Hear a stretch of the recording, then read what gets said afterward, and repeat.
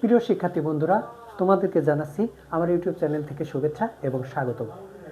অষ্টম শ্রেণীর প্রথম অধ্যায়ের প্যাটার্নের ম্যাজিক বর্গ 6 ঘরের ম্যাজিক আমি খুব সহজে তোমাদের শেখা দেবো। দেখো, 6টা ঘর আমরা বর্গ আকারে অঙ্কন করেছি। এখানে 4টা ভাগ করে দিয়েছি, আমরা মাঝখান দিয়ে মোটা লাইন করে 4টা ঘর নিয়েছি।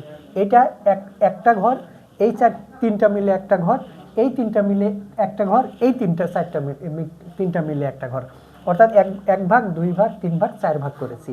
এই 4 ভাগের থেকে আমরা শুরু করব।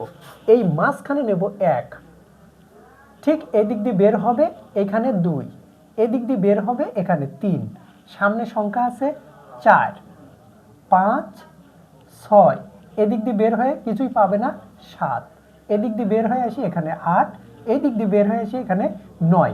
যখন 9 শেষ হয়ে গেছে দ্বিতীয় ভাগে আসবো, মাঝখানে 10, এদিক দিয়ে বের হয়ে এখানে 11, এদিক দিয়ে বের হয়ে এখানে 12, সামনে সদস্য আছে নিচে চলে আসবে 13, 14, 15, এদিকে কিছুই পাবে না 16, এদিক দিয়ে বের হয়ে 17, এদিক দিয়ে বের হয়ে এখানে 18।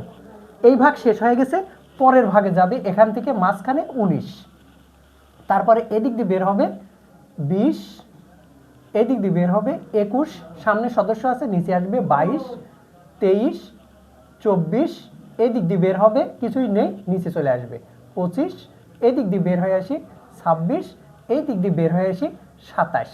এই ঘর শেষ হয়ে গেছে, এইখানে মাঝখানে আসবে 28, তারপর এদিক দিয়ে বের হয়ে 29, এদিক দিয়ে বের হয়ে 30, সামনে সদস্য আছে নিচে 31, 32, 33, এদিকে সব সদস্য আছে নিচে চলে আসবে 34, এদিক দিয়ে বের হয়ে আসি এখানে 35, এদিক দিয়ে বের হয়ে এখানে এসে 36।